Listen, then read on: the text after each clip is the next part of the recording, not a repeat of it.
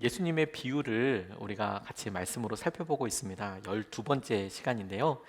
예수님의 비유를 묵상하다 보니까 예수님의 비유 내용이 설교이지 않습니까? 그러니까 예수님께서 하셨던 설교의 자리에 우리가 이렇게 직접 가서 그분께서 우리에게 이렇게 하시는 말씀을 듣는 것 같은 이런 상상과 이런 마음을 계속 품게 됩니다. 그리고 어떻게 들렸을까? 그리고 어떻게 들리나? 그리고 지금 2000년이 지난 우리의 상황과 현실에서 이 말씀은 지금 어떻게 들리나? 이런 질문들을 계속 해보게 됩니다. 비유가 그 주제가 있고 그 주제를 따라서 주님께서 우리가 깨달아 알기 원하는, 전달하기 원하시는 그런 또 내용과 방향이 있으시거든요. 그 내용과 방향을 우리의 삶에 이렇게 비춰보는 거예요. 오늘 말씀은 저는 말씀을 묵상하면서 우리의 마음을 재는, 우리의 마음의 상태를 아는 저울이 있다면 오늘 말씀이 그와 같은 역할을 하겠다, 이런 생각을 해보게 됐어요. 답답한 일이 있고 어려운 일이 있을 때 우리의 마음이 누가 이걸 좀 알아주나 싶기도 하고, 이 억울함을 누군가에게 토로할 수 있다면, 보여줄 수 있다면, 이 마음을 정말 잴 수 있는 게 있다면, 이런 생각을 저는 가끔 해본 적이 있어요. 억울함을 생각할 때 이건 아무도 모를 거야, 이런 생각이 들기도 하고, 우리의 마음을 재는 저울이 있거나 자가 있다면 한 번쯤 이 마음의 상처, 이 마음에 드는 여러 생각들을 한번 재어보고 달아보고, 내가 더 심해, 혹은 나는 괜찮네, 그래 이 정도는 괜찮은 거야, 이렇게 위로받고 싶기도 하지요. 우리 마음의 상태가 변하는 것 같아요. 어떤 때는 사소해 보이는 일들로 크게 고난받고 좌절하기도 하고, 어떤 때는 다른 사람들은 다 와서 괜찮아? 괜찮아? 진짜? 이렇게 이야기하는데도 씩씩하게 괜찮아, 괜찮아, 이렇게 믿음으로 넘어갈 때도 있습니다. 그런 의미에서 우리의 마음이 여의봉이랑 참 비슷해요. 손오공이 갖고 있었다던 바다의 깊이를 재는 여의봉, 늘어났다가 줄어났다가 줄어들었다 하는 거. 우리의 마음이 실망으로, 실패로, 억울함으로 넘쳐났다가 혹은 줄어들었다가 할 때 어떤 것을 기준으로 우리가 우리의 마음의 상태를 다잡고, 지금 우리가 위험한 시기구나, 우리의 마음이 지금 기준치를, 위험 수위를 넘었다라는 것을 마치 우리가 혈압을 재서 알고 그리고 당 수치를 찍어봐서 알 수 있는 것처럼 우리의 영적인 상태를 재어보고 알아볼 수 있는 바로미터, 오늘 본문 말씀의 결론부터 이야기하면 우리 마음 안에 드는 생각 하나로 됩니다. 용서 혹은 사람들을 향한 마음. 이상하죠? 우리가 얼마나 힘들지, 어려운지를 알기 위해서 우리 마음을 더 꼼꼼히 살펴볼 때 나 자신이 주제가 되어서 내가 얼마나 그런가, 이 상황이 얼마나 힘든가를 찾아보는 게 아니라 내 마음을 찾아보되 다른 사람들을 향한 내 마음이 어떤가, 그걸 보고 내 마음을 잴 수가 있어요. 주님께서 성령님에 대해서 이야기할 때 흘러 넘친다고 이야기하잖아요. 충만. 흘러 넘친다는 것은 가득 차고 그리고 흘러서 넘치는 거예요. 더 채워지니까. 가득 찼는데 거기에 더 부어지니까 흘러 넘친다고 이야기하지 않습니까? 우리의 마음이 그래요. 무엇이 흘러 넘치고 있는지를 보면 하나님께서 우리 가운데 행하고 계시는 일을, 우리 마음을 재볼 수 있는 저울을 우리가 가지게 발견할 수 있어요. 눈금을요. 여러 억울한 일을 당한 사람들에 대한 기사를 읽었는데 근래에 조금 오래된 기사이긴 하지만 다시 보게 된 기사 한 가지가 있어요. 미국의 어느 분이, 이분 이름이 리차드 존스라는 분인데 억울하게 감옥살이를 하게 됐습니다. 17년 동안이나요. 릭 아모스라는 사람이 있었는데 이 사람이 테네시주의 한 대형마트에서 한 여성의 휴대전화를 훔쳤대요. 전화를 훔친 것 정도 가지고 받기에는 좀 대단한 형량인데 아마 여러 일이 있었나 보죠. 아무튼 그 훔치고 그 일에 대한 형량으로 17년, 거의 19년, 거의 20년에 각 19년형의 징역형을 받았다는 거예요. 대단하죠, 대단하죠. 19년형의 징역형을 받았는데 왜 이게 되게 회자됐냐면 이 리차드 존스라는 사람이 억울하다고 계속 항변했어요. 난 훔친 적이 없다. 난 훔친 적이 없다. 그런데 여러분 영화 보실 때 가끔 보셨지만 여기 피해자가 바깥에서 보이지 않는 유리방에서 쭉 이제 혐의가 있는 사람들 이렇게 들어오면 이렇게 얘기하고 말 걸어보고 보면서 맞냐 확인하잖아요. 그때 이 여인이 휴대폰을 빼앗긴 이 여인이 그 사람을 찍었어요. 저 사람이라고. 저 사람이 내 휴대폰을 가져갔다고, 훔쳐갔다고, 그리고 나한테 그런 악한 일을 했다고 그렇게 딱 찍었어요.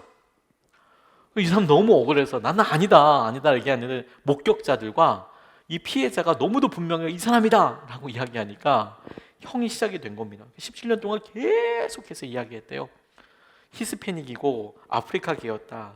그리고 이제 목격자들이 다 이 사람이다 라고 이야기를 하니까 17년 동안 있었는데 여러 번 자신의 무죄함에 대해서 이야기했지만 도무지 통과가 안 됐대요. 그러다가 같이 수감되어 있는 사람 중에서, 친구죠, 수감되어 있는 동료 중에서 한 사람이, 그런데 나 너랑 진짜 비슷한 사람을 안다.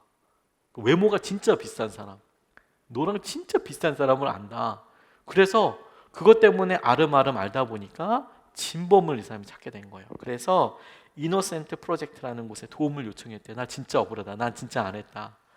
그리고 하다 보니까 17년 만에 이 사람이 무고하게 감옥에 갇혀 있다는 것이 마침내 드러나게 됐어요. 릭 아모스라는 사람이 진범으로 잡혔어요. 근데 17년이 지나니까 이제 공소시효가 지나서 다시 들어가진 않았지만 적어도 이 사람은 자기가 억울하다는 것에 대해서 알았고, 그리고 다시 그때 당시에 이제 재판을 걸었어요. 나 억울하게 너희들이 나를 감옥에 가뒀으니 이거 보상해야 되지 않겠냐. 그래서 이제 다시 110만 달러 정도에 해당되는 보상금을 놓고 다시 이제 재판을 하는 그런 이야기를 읽은 적이 있었어요. 얼마나 억울할까요? 그 17년의 젊은 나이를, 외모가 정말 비슷하게 생겼더라고요. 마치 쌍둥이처럼. 나중에 잡히고 보니까 몸무게, 키까지도 똑같고 외모도 너무 똑같고 수염까지도 완전 진짜 거의 판박이처럼 똑같더라고요. 나이만 1살 정도 차이 나고 대단히 똑같은 사람이었는데 거꾸로 그렇게 억울함을 당하게 된 거죠. 억울함의 깊이를, 이거 법적으로도 이젠 나이스하게 이렇게 해결할 수 있는 방법이 있다지만 우리의 삶에 왜 이래, 내가 이런 일을 당해야 해? 왜 이렇게 어려운 일을 당해야 해? 마음이 퍽퍽하고 힘들고 어려울 때가 있잖아요. 실제로 억울한 일을 당해서 억울함이 들 수도 있고요. 그리고 어떤 때 날마다 겪음했는데 이제는 더 이상 못 참겠다라고 싶을 때가 올 때도 있어요. 자, 이 마음을 우리 앞에 이렇게 있게 될 때 우린 도대체 이것을 어디서부터 단돌이 하고 우리 마음을 생각해 봐야 할까요? 억울함 자체로만 본다면 나아질 수 있는 방법은 전혀 없죠. 억울하니까. 오히려 이것을 어떻게 갚아줄까에 대해서만 생각하게 되니까. 오늘 예수님께서 그곳에 있던 많은 사람들, 그리고 이 예수님의 비유를 듣고 있었던 사람들이 어떤 사람일까 먼저 한번 떠올려 보십시오. 예수님의 설교를 기쁨으로 듣고 환호하면서 들었던 사람들은 다들 힘든 사람이었어요. 억지로 빼앗기기도 하고 자기의 임금을 그냥 채너 땅에서 못 받기도 하고 아내를 빼앗기기도 하고 아이들을 노비로 빼앗기기도 하고 유리방황하기도 하고 억울하게 모든 재산을 해서 뭐 상황이 어떻게 안 되는 사람들도 있었고 뭐 세금으로 다 가져가기도 하고 억울한 일 정말 많은 사람들 많지 않았겠습니까? 근데 그런 이들에게 예수님께서 지금 엄청 어마어마한 이야기를 하고 계시죠. 자그마치 1만 달란트 빚진 사람에 대해서 이야기하고 계십니다. 이것이 우리에게 우리의 마음에 대하여 주님께서 너희 마음을 점검해 보라 라고 이야기할 때 그 점을 찍으시는, 자의 점을 찍고 눈금을 찍으시는 첫 번째 눈금이에요. 너는 어떤 은혜를 받았는가 하는 것이죠. 그걸 다시 한번 찍어봐라. 23절로 27절까지 말씀의 내용이 이렇습니다. 그 셈을 하려고 하는데 한 종 중에서 1만 달란트를 빚진 사람을 데리고 와요. 그리고 갚아라. 못 갚습니다. 한 번만 봐주십시오. 너 다 팔아서도 갚아라라고 이야기하는 주인에게 한 번만 값 좀 참아달라고. 그 모습을 불쌍히 여겨서 주인이 그래 그럼 없던 걸로 하자 이렇게 풀어주었다는 얘기가 23절부터 27절까지 쭉 이렇게 이어집니다. 세번역 성경에 나와 있는 각주를 보면 쭉 읽어보면 이 각주에는 친절하게 이렇게 이 만 달란트 그리고 데나리온이 뒤에 나오게 되는데 이것을 써놨어요. 각주로 이렇게 성경에 써놓는 경우는 많지 않은데 세번역 성경에 보면 한 달란트를 임금 노동자들이 15년 동안 일해야 될 금액, 뭐 여러 학자들이 달란트 1달란트가 얼마냐 액수로 환산하기도 하지만 이 성경이 이야기한 대로 그냥 그때 단순하게 계산해 보면 이 1달란트는 15년 동안 일해야 될 연봉, 1데나리온은 하루 벌어야 될 벌을 임금, 이런 차이가 있습니다. 그런데 1만 달란트를 빚었대요. 엄청난 금액이죠. 엄청난 금액. 제가 1만 달란트가 도대체 얼마나 큰지 마음에 잘 닿지가 않잖아요. 그래서 성경의 여러 다른 부분들을 찾아봤어요. 도대체 만 달란트를 빚으려면 얼만큼이야? 그런데 열왕기상 10장 14절 말씀에 보면 대충 이게 얼만큼인지 생각해 볼 수 있을 만한 그런 자료가 있어요. 열왕기상 10장 14절 말씀에 보면 해마다 솔로몬에게 들어오는 금은 그 무게가 666달란트였다라는 이야기가 나옵니다. 이게 무슨 말이냐면 세금이에요, 세금. 아시다시피 다윗과 솔로몬은 이스라엘에 엄청나게 융성했던 때였거든요. 물론 시대의 차이는 꽤 됩니다. 그리고 당시의 달란트는 무게에 다니기도 했었어요. 무게이면서 그 무게를 금으로 달 거냐 은의 무게냐에 따라서 또 값어치가 차이가 많이 납니다. 그런데 이제 금이라고 이야기했을 때 이 단순한 비교 그냥 해봤을 때 적어도 한 해에 세수가 1년에 한 나라에, 그것도 초강대국이었던 당시 솔로몬 시대의 이스라엘이 주변에 여러 세금들을 걷고 한 해의 세수가 전체 액수가 666달란트 정도, 한 700달란트 정도 된다는 거죠. 그러니까 만 달란트면 그 시대가 흘렀다고 이야기하지만 금이라는 것을 놓고 생각해 보면 적어도 한 나라가 15년 정도의 한 나라의 15년 정도의 세수예요. 뭐 일단 상상이 가십니까? 뭐 일단 뭐 세수, 그러니까 주님께서 만 달란트라고 이야기하셨을 때 이 만 달란트를 계산해봐서 이게 얼마인 줄 아냐? 라고 보다 아마 이런 표현이었을 것 같아요. 진짜 한 1,000억을 빚졌어. 저한테는 1,000억은 상상할 수 없이 큰 돈이거든요. 1억도 큰 돈이지만 1,000억 그러면 그냥 뭐 마음에 와서 닿진 않지만 엄청 큰 돈. 1조, 그건 어떻게 갚냐? 이렇게 큰 돈, 이런 느낌처럼 만 달란트 이렇게 얘기했을 때 솔로몬이 뭐 15년 동안 하나도 안 쓰고 다 갚아야 갚을 수 있는 그만큼의 큰 돈, 이걸 이야기하는 거겠죠. 야, 그렇게 딱 계산하고 나니까요, 야, 도대체 1만 달란트 빚진 사람은 진짜 뭐 어떤 사람이야? 이 사람은 도대체 얼마나 영향력 있는 사람이야? 왕쯤 되나? 솔로몬보다 더 대단한 사람일 수도 있겠다라는 생각과 함께, 야, 1만 달란트를 빌려줄 수 있는 사람, 빌려줄 수 있는 주인과 그걸 또 탕감해줄 수 있는 주인은 또 어떤 분이야? 이분은 1만 달란트를 안 받아도 돼, 이렇게 이야기할 수 있는 분은 도대체 어떤 분이야? 이런 생각을 하게 되더라고요. 주님께서 우리에게 마음을 잴 때 우리에게 이렇게 잘 느껴지지도 않을 만큼의 고액, 하나님께서 이런 은혜를 주셨다라고 이야기하시는 것은 지금 우리에게 네가 받은 은혜가 얼마만큼인지를 상기시켜 주실 때 굉장히 중요하다고 싶어요. 우리가 은혜라고 생각하고 이만큼이라고 생각하는 것보다 훨씬 더 커다란 은혜를 우리가 받았다, 누렸다라는 것이죠. 그런 은혜를 우리가 받았어요. 지금은 돌아가셨지만 고 이희돈 장로님이 본인이 참 힘들 때 혹은 주님께서 역사하셨던 것을 이렇게 많이 듣고 도전을 받았던 적이 있습니다. 이분이 제일 힘들 때, 경제적으로 참 힘들고 아무도 도와줄 수 없을 때 사랑하는 아이가 태어났대요. 이름을 은혜라고 줬대요. 참 예쁘지 않습니까? 은혜? 첫째 딸 이름을 은혜라고 줬대요. 근데 그때가 이 두 분이 뭐 사회적으로 어떤 뭐 직업이 있었던 것도 아니고 너무 힘들 때, 공부하고 제일 힘들 때 양말 장사할 때 나가서 등록금 벌기 위해서 땡볕인데 양말 팔고 막 이런 거 할 때 아이를 갖게 됐대요. 근데 아이가 4살 때 멕시코로 단기 선교를 갔답니다. 선교를 가버렸어요. 그리고 5살 때 캘리포니아로 나올 일이 있어서 지인의 차를 얻어 타고 쭉 가는 중에 세상에 어떤 사람이 길거리에서 자살 소동을 벌인 거예요. 자해 소동을 벌인 거예요. 그러니까 앞에 차가 급전거하지 않겠습니까? 끽 서는데 이분도 같이 끽 쓴 거예요. 지인도 끽 섰는데 문제는 이 뒤에 따라오던 차가 시속 75마일, 우리나라로는 한 120km. 이분이 술을 드셨던 거예요. 음주, 낮에. 그래서 아무 브레이크 없이 그냥 뒤에서 추돌을 하는데 앞에서 끽 서니까, 앞에 선교쌤 차가 쓰니까 뒤에서 120km로 그냥 받아버린 거예요.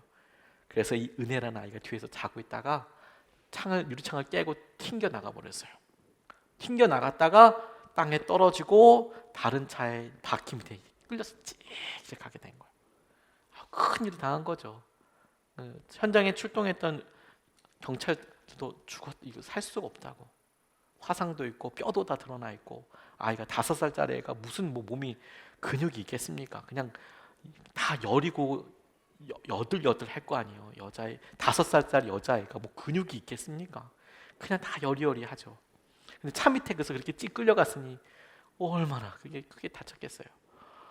와, 그래가지고 어려움을 당했는데 마침 그 중에 있었던 그 퇴역, 그러니까 예비역 군인 중에서 마치 우리 민방위대 같이 그런 분 중에서 급히 이제 심폐소생술을 하고 급히 근처에 있는 병원에 이렇게 갔는데 거기서도 이거 어떻게 할 수가 없다고, 가망이 없다고, 큰 병원으로 가야 한다고. 그런데 마침 그 근처에 로마린다라는 어린이 병원이 있는데 미국에서도 손꼽힐 정도로 큰 어린이 종합병원이 있더라는 거예요.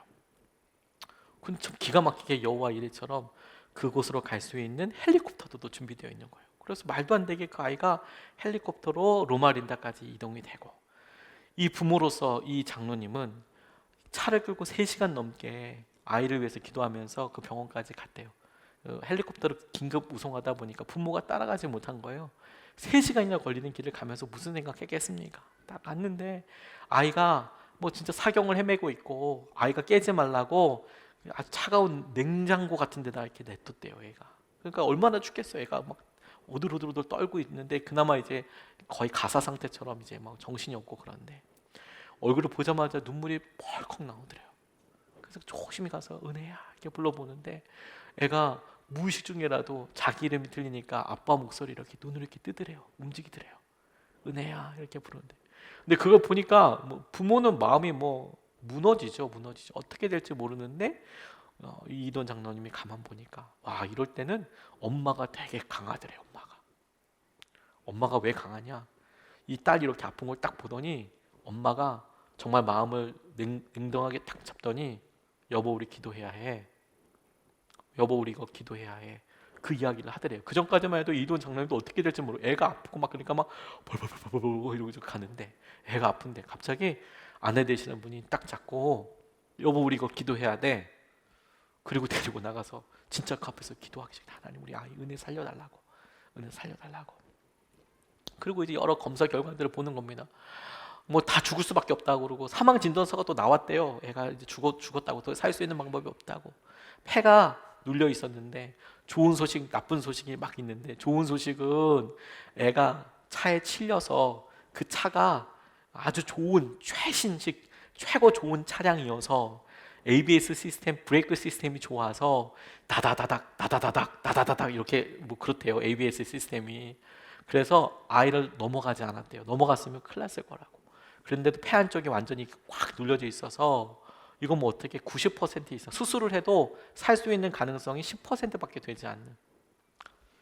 그런데 수술을 그래도 긴급 수술을 해야 되니까 이렇게 들어가고 어떻게 될지 생존율이 10%밖에 안 되는데 일본인 의사가 이렇게 오더니 신을 믿냐고 기도하는 걸 봤는데, 그래서 이제 이야기 설명을 하더랍니다. 이 아이 지금 수술해도 생존 확률이 10%밖에 되진 않는데 그냥 학설처럼 이게 뭐 공식 뭐 통계고 집계고 이게 뭐 이게 무슨 그렇게 치료된다는 게 아니라 임상적으로 보고된 바에 의하면 이렇게 보통 폐가 망가지고 폐가 이렇게 눌린 경우는 이제 폐가 마치 이게 허파과리처럼 이렇게 모습을 이루고 있는데 이렇게 쿡 찌그러지면 이 중간에 공기들이 들어가야 될 공간이 없어지니까 그대로 성인들은 살 수 있는 방법이 없대요.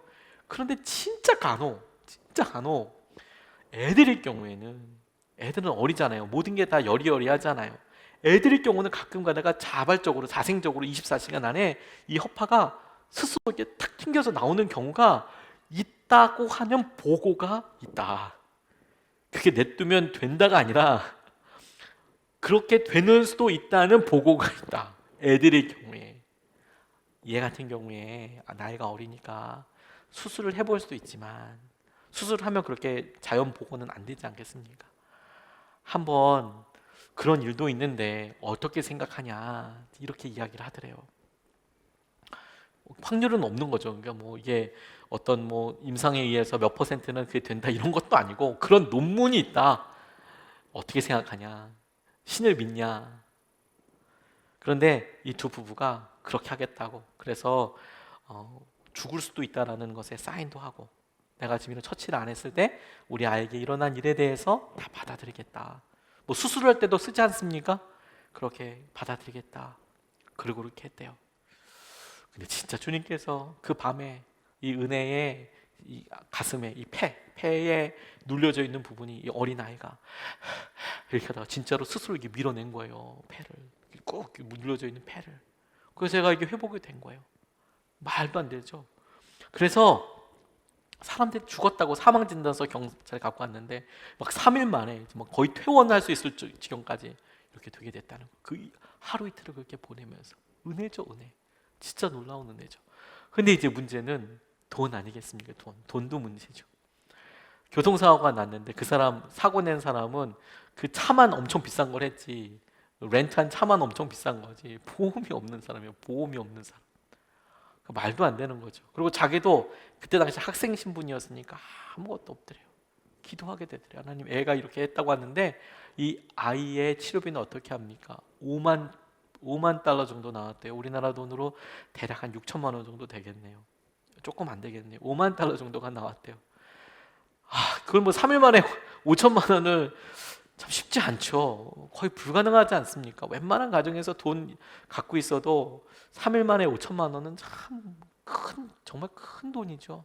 근데 기도하게 되더래요. 하나님, 이왕 하시는 게 깔끔하게 역사해 주시죠. 그리고 이제 그 돈을 수납해야 되니까 이제 왔다 갔다 하고 있는데 갑자기 한국말로 어떤 분이 이돈 장로님한테 오시더래요. 그때는 청년 젊은 사람이었죠. 한국 사람이 한국말로, 학생이세요? 한국 사람이시죠? 이렇게 물어보더라는 거예요. 너무 당황했대요. 학생이시냐고, 한국인이시냐고, 교회 다니시죠? 이게 또 물어보더래요. 네, 교회 다닌다고. 지금 미국에 있는 병원에서 한국 사람이 자기가 이렇게 서성서성하고 있으니까 한국인이시죠? 교회 다니시죠? 이렇게 물어보시더래요. 돈 없죠? 이렇게 물어보더래요. 학생이니까, 돈 없는 학생이니까 알겠다고, 여기 좀 사인 좀 해보라고. 이렇게 뭐 사인하고 이렇게 사인하래요. 근데 그분이 누구였냐면 일주일에 한 번씩 와서 어린 아이들 중에서 어려운 형편에 있는 아이들을 잘 살피는 정부에서 파견 나온 일종의 사회복지 일을 하는 목사님이었다는 거예요. 일주일에 딱 한 번 나온대, 한 번. 한국 목사님이. 그런데 여기 서류를 이렇게 주면서 그분을 만난 거예요. 그래서 정부 관계 일을 하는데 이 로마린다 종합병원이 돈을 많이 벌 거 아니겠습니까? 그러니까 그 돈 많이 번 것 중에서 일정 부분을 사회로 다시 소셜 웰페어로 다시 돈을 뱉어야 되는 거예요. 그러니까 기부를 해야 되는 그 일을 하는 거죠. 그러니까 전체 수입이 있으면 너 거기서 일정 부분을 정말 힘들고 어려운 사람들한테 뱉어내라, 다시 내라.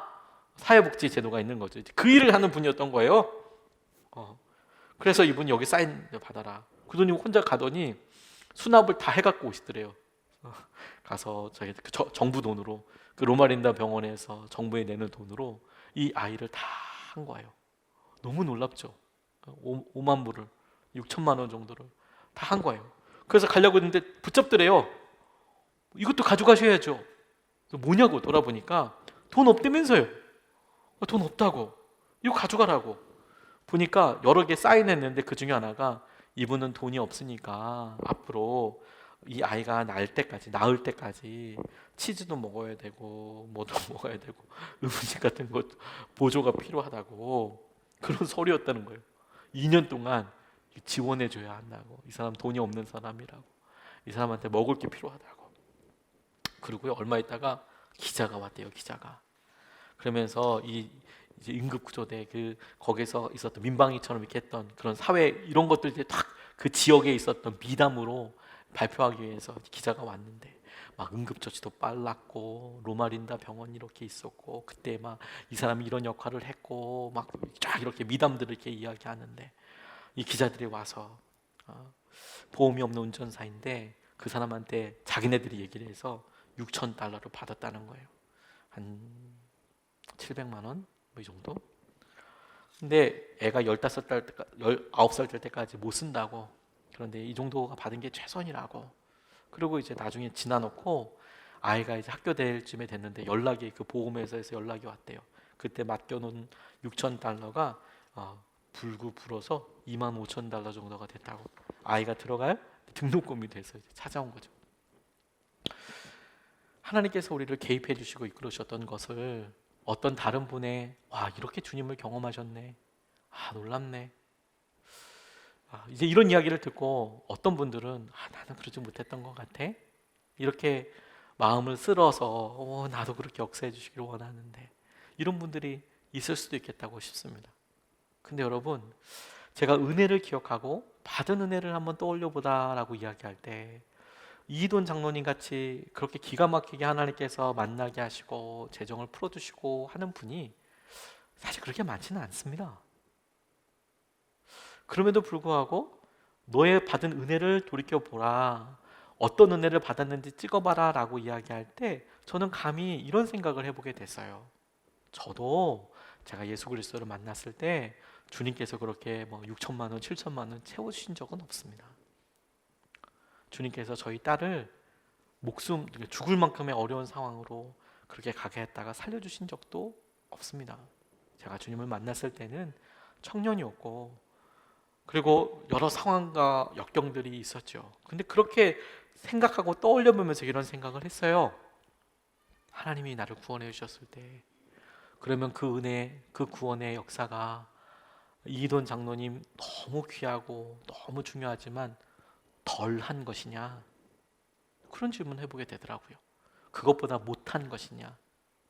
주님이 나의 삶을 바꾸시고 내 삶을 붙잡아 주셨을 때 그것은 작은 것이냐? 그렇지 않더라고요. 그게 아니더라고요. 오히려 주님께서 우리의 삶을 붙잡아 주시고 이끌어 주시는 것은 놀라운 주님의 은혜와 함께 주님께서 내게 충분한 것으로 공급해 주신 거더라고요. 누군가가 나를 위해서 더 은혜를 받았다, 저분은 저렇네가 아니고 어느 순간에 내가 주님이 나를 구원해 주셨지, 그 사실을 접근하고 보니까 다른 사람들이 참 기가 막힌 방법으로 구원받은 것이 참 감사하고 놀랍고 희한하기도 하고 중요하기도 하지만, 그런데 그것보다 더 놀라운 것은 주님이 그에 못지않게 내게도, 여러분에게도, 우리 모두에게도 주님의 은혜를 이미 허락하여 주셨더라 라는 거예요. 그게 첫 번째 눈금입니다. 내가 받은 은혜, 우리가 주님께로부터 받은 은혜를 떠올려 보고 주님께서 이 비유를 통하여서 이야기하시는 두 번째가 뭐냐면, 그래서 지금의 우리의 문제, 너의 마음은 어떤가 하는 거예요. 28절부터 30절 말씀을 보면, 그러나 그 종은 나가서 자기에게 100데나리온 빚진 동료 하나를 만나자 붙들어서 멱살을 잡고 말하기를 내게 빚진 것을 갚아라 하였다. 그 동료는 엎드려 간청하였다. 참아주게, 내가 갚겠네. 그러나 그는 들어주려 하지 않고 가서 그 동료를 감옥에 집어넣고 빚진 돈을 갚을 때까지 갇혀 있게 하였다. 이렇게 이야기합니다. 앞서서 주인이 10,000달란트 갚아라, 네가 갖고 있는 거 다 팔아서 갚아라 라고 이야기했을 때 그 채무, 다시 말해 은혜를 10,000달란트 은혜를 입은 사람이 지금 자기 친구를 만나서 100데나리온 갚아라 라고 이야기할 때 그 채무 차용 증서도 아마 10,000달란트를 갚아야 된다면 제일 먼저 정리해야 될 것 중에 한 가지였을 거예요.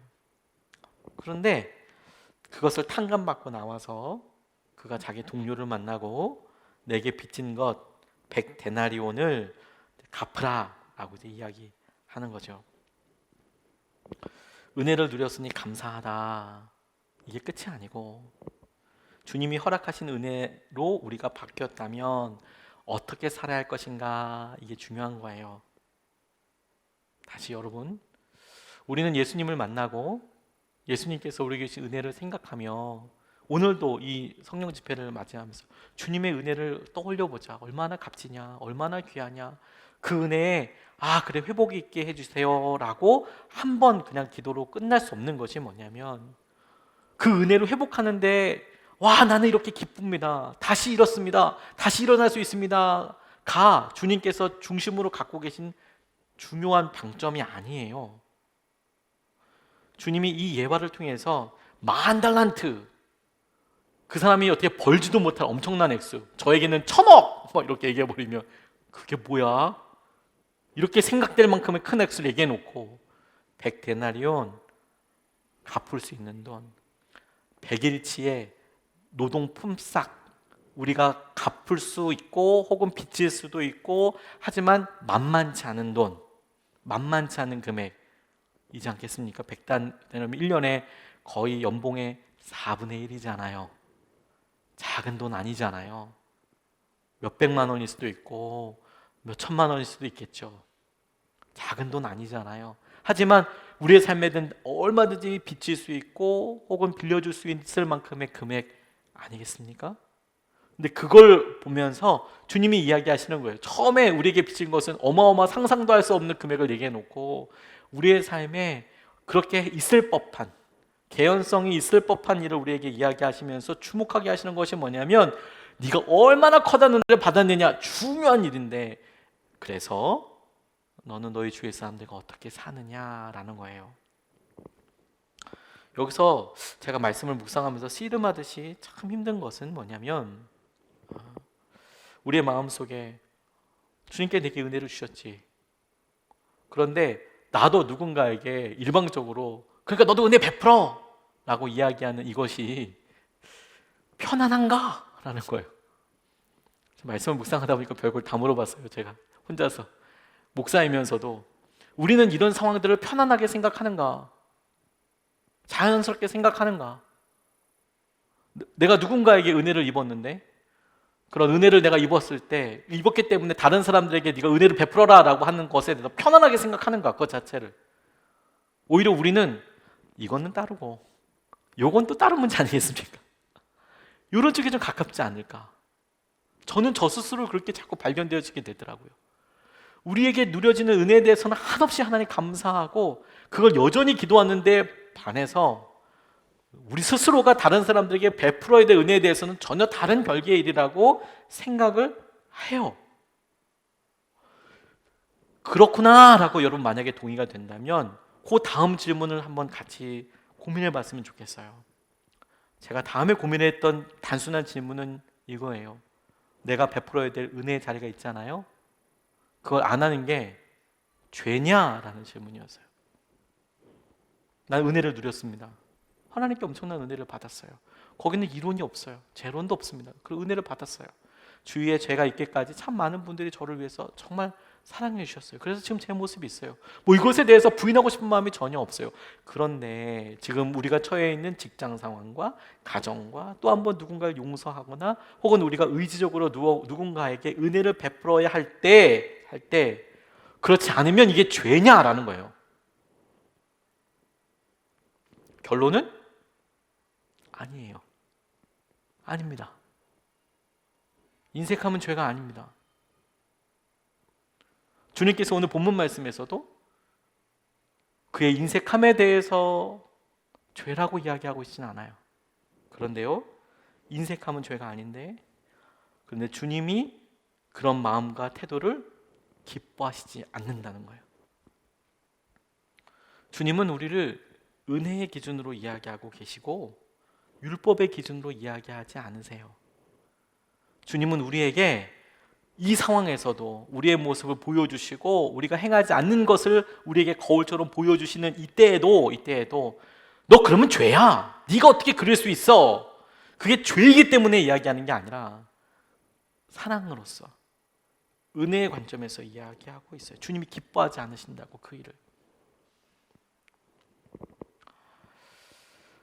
우리에게 주님이 기뻐하지 않으시는 거야. 이거는 이 기준이 얼마나 중요한지 오늘 이 예가 우리에게 선명하게 보여준다고 싶어요. 우린 어느 순간에 우리 스스로가 이게 죄인가? 아닌가? 내가 도운다고 할 때 그래 이거는 죄냐 아니냐? 죄는 아니지. 그런데 어느 순간에 잊어버려요. 이거 주님이 기뻐하실까? 안 기뻐하실까?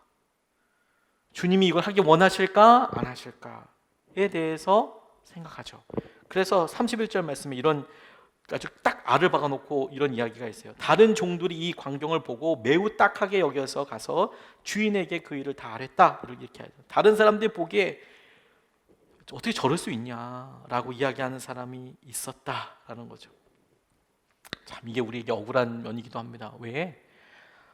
우리가 은혜를 누리고 뭔가 하나님 이만큼 오는 것도 참 힘들었어요. 기업을 이루고 이만큼 오는 것도 힘들었고 아이들을 이만큼 키우는 것도 힘들었고 이만큼 은혜도 너무 힘들었어요. 근데 주님의 기준은 정말 가난하고 힘든 사람들을 보면서 너 저 사람들보다는 낫잖아. 그러면 할 말은 없는데 근데 하나님 그렇게만 살아야 하는 건가요? 이런 질문들을 조심스럽게 막 갖게 되는 거예요. 질문들을. 어느 분이 나를 용서해 주신 분을 다시 안 만날 건가 한번 질문해 보십시오. 우리가 스스로. 그렇다면 계산 빠른 사람들은 다시 안 만난다고 생각하면 손해보지 않으려고 할 거예요. 와 내가 이렇게 큰 은혜를 받았어. 그랬으니까 이건 진짜 럭키한 거야. 그러니까 이걸 좋은 기회로 삼아서 내가 삶을 바꿔봐야지. 다시 안 만난다고 생각하면. 그런데 이렇게 한번 생각해 보세요.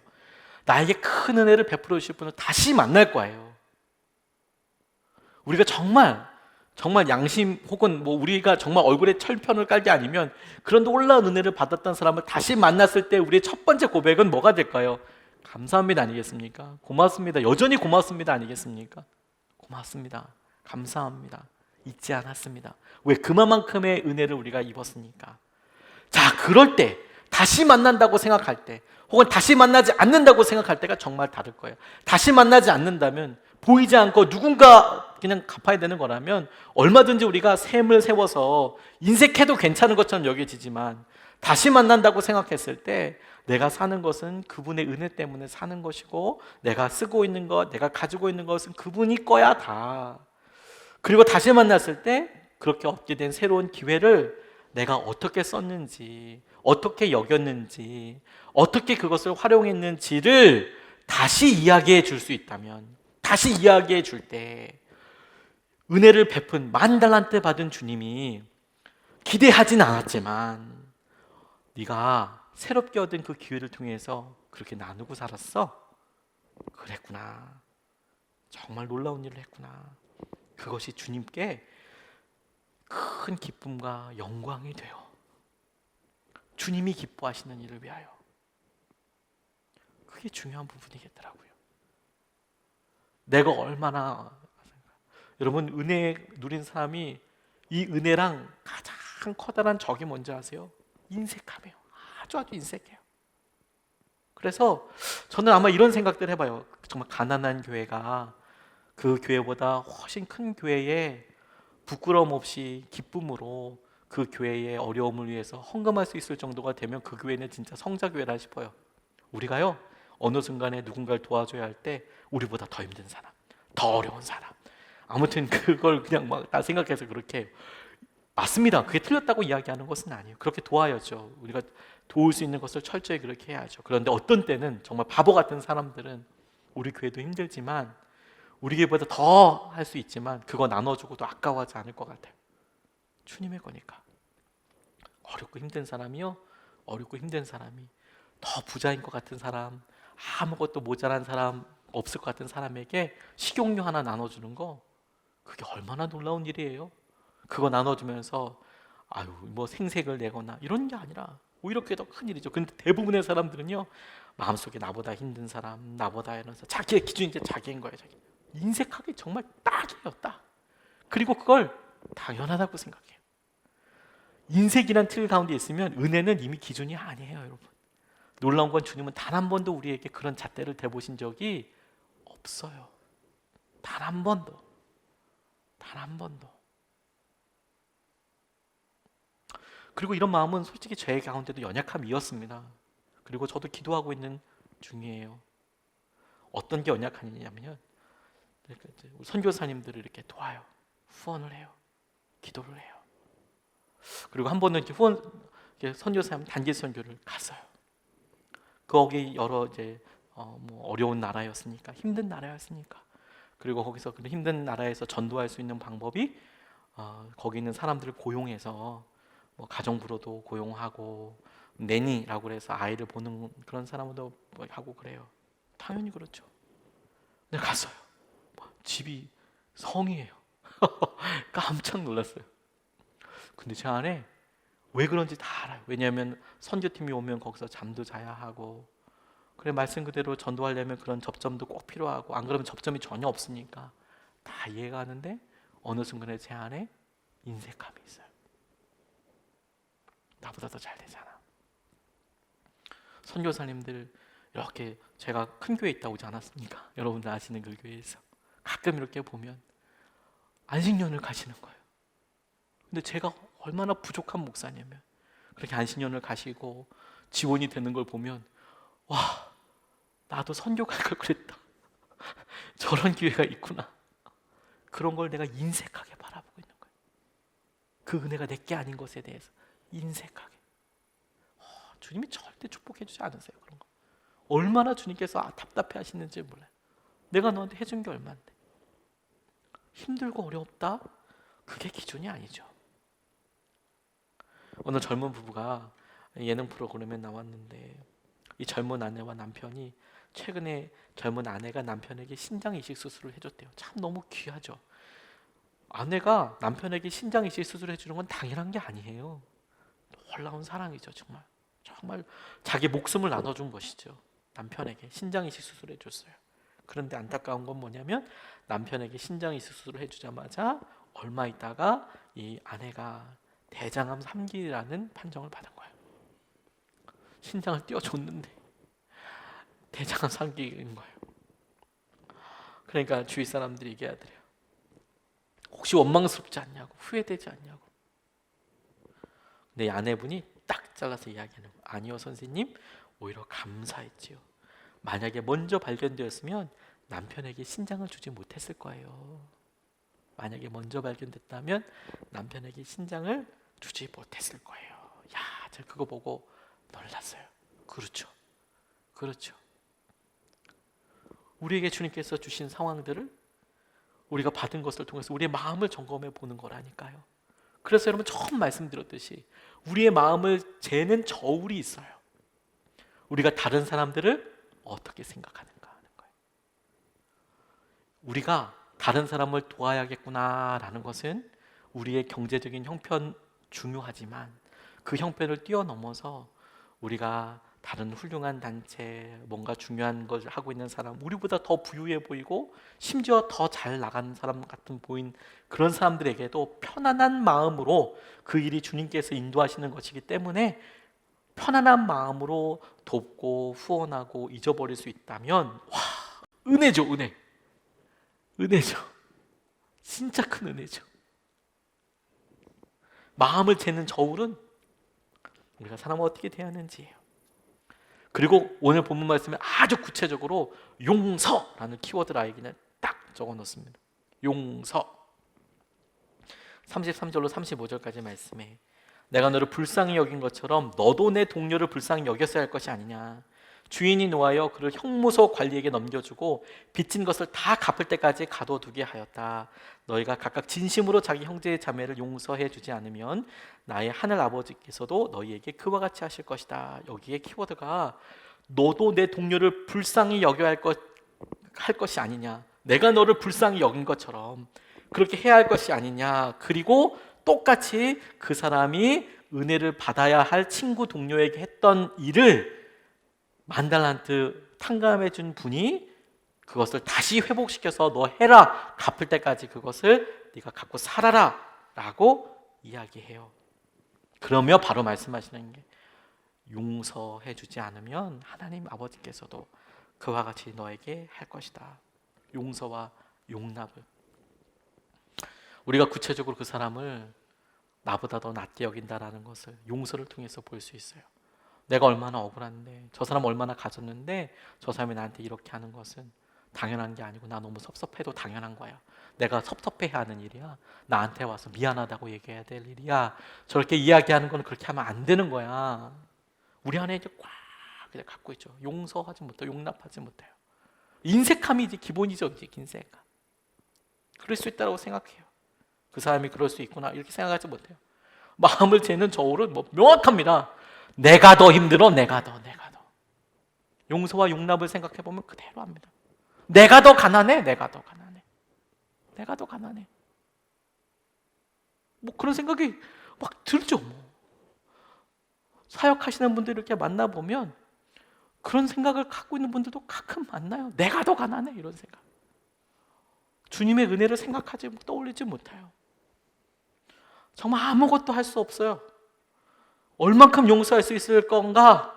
그만큼이 우리 마음을 재는 저울이에요. 넌 그것까지 용서할 수 있겠냐? 라고 주님께서 이야기하실 때, 예 주님, 제가 그렇게까지 할 수 있습니다. 우리는 그걸 용서라고 이야기하지만 사람들은 그것을 사랑이라고도 이야기합니다. 그리고 사람들은 그런 사랑을 봤을 때 놀라운 것을 깨달아요. 요한복음 13장 35절 말씀에 너희가 서로 사랑하면 모든 사람이 그것으로서 너희가 내 제자인 줄을 알게 될 것이다. 이 사랑에다 용서라는 말씀이면 너희가 서로 용서하면 모든 사람이 그것으로서 너희가 내 제자인 줄 알게 될 것이다. 너희가 서로 용납하면 모든 사람이 그것으로서 너희가 내 제자인 줄을 알게 될 것이다. 어떻게 그렇게 살아요? 주님의 제자인 것을 알게 돼요.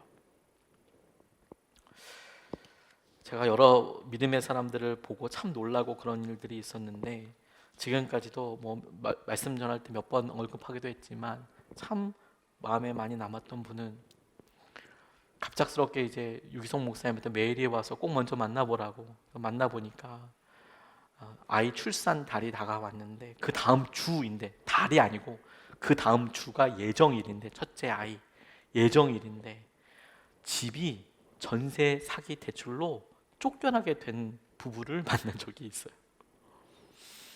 오랫동안 살았는데 어느 분이 거기를 자기가 월세로 얻었으면서 이분들에게 전세로 내준 거예요. 이분에게 받은 전세로 자기는 월세를 따박따박 냈고요. 시간이 지나고 나니까 전세금이 떨어지겠죠. 그럼 자기가 그렇게 해줘야 되는데 내지를 못했어요. 원주인이 찾아와서 자기가 계약한 사람이 아닌 걸 보고 나가라고 그랬어요.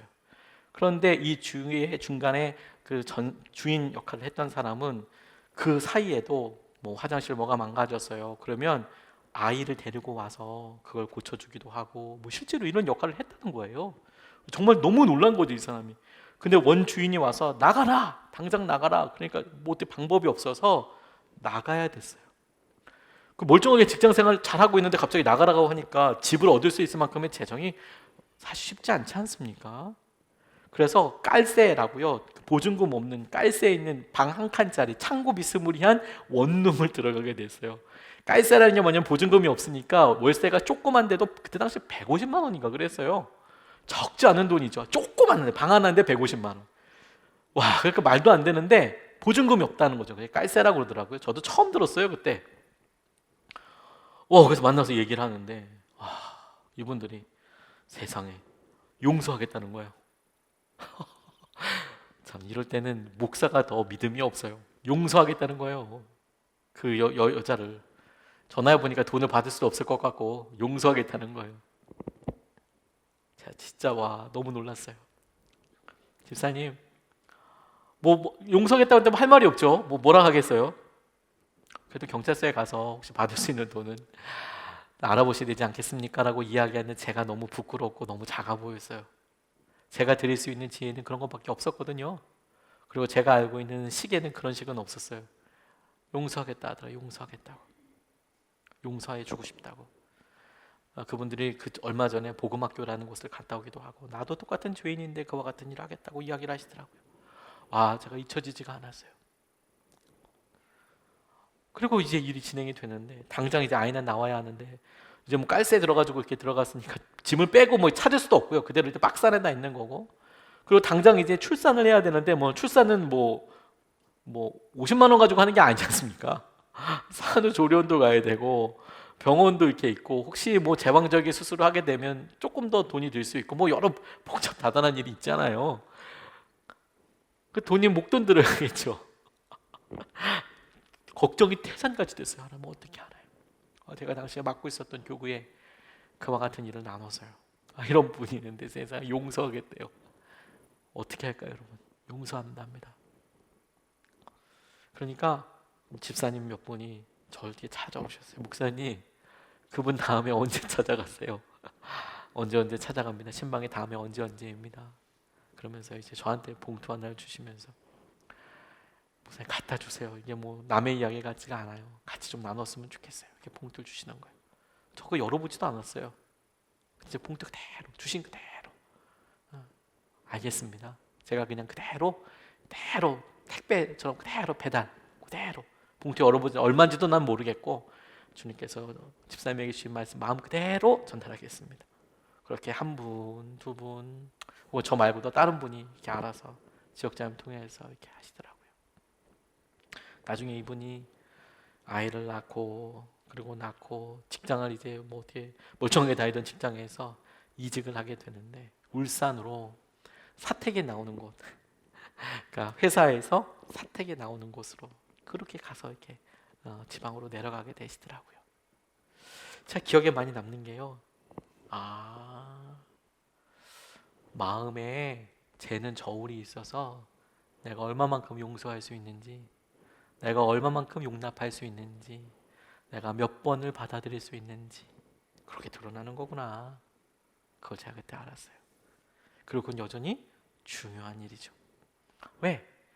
여전히 우리가 날마다 그런 일을 만나지 않습니까? 여러분, 우리가 지금 예수님의 말씀을 예수님이 비유로 전했던 그 앞에서 듣는다고 생각해 보십시오. 우리 지금 어떤 사람이 생각나지 않았을까요? 나를 정말 힘들게 하는 직장 동료, 혹은 아파트 윗집에 사는 사람, 혹은 아랫집에 사는 사람, 혹은 내게 돈을 빌려간 사람, 혹은 가장 가까이 있지만 정말 힘들게 하는 배우자, 아내, 혹은 우리의 아픔, 그런 여러 일들을 생각하면서 어느 순간에 마음이 퍽퍽해요. 인색해졌어요. 근데 계속 당연하다고 생각을 하는 거죠. 당연하다고. 나는 그래도 된다고 생각하죠. 근데 주님은 당신의 비유의 설교가 선포되는 그 자리에 이런 비유를 통하여서 이야기하세요. 너의 마음을 재어보아라. 용서로 너의 마음을 재어보아라. 네가 어떤 은혜를 누렸는지를 떠올려보고, 너에게 있을 법한 그 일에 대해서 주님을 다시 만날 때 너는 뭐라고 할지에 대해서 생각해봐라.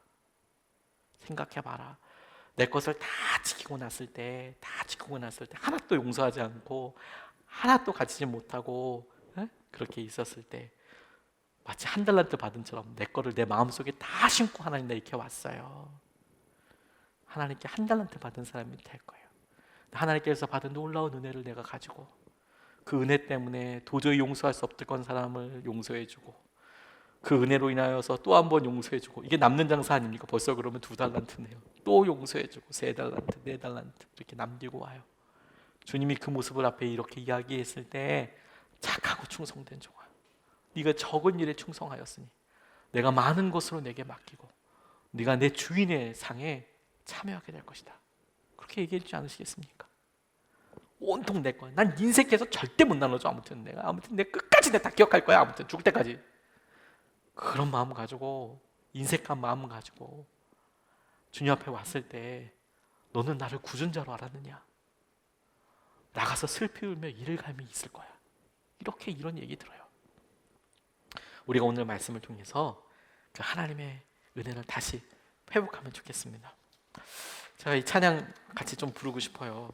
같이 우리가 주의 놀라운 은혜를 예배하면서, 우리가 용서라고 이야기할 때 그냥 용서부터 시작하면 참 마음이 또 용서하는 얘기구나 싶지만 여러분, 마음의 인색감을 좀 생각해 보세요. 그거 사실 용서하지 못하면서 시작되는 경우가 참 많거든요. 막 인색해요. 얼마나 인색하고 또 얼마나 계산적인지.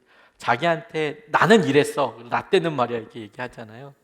근데 정작 자기는 그렇게 살기 쉽지 않잖아요. 퍽퍽하고 안 행복하잖아요, 그렇게 하면.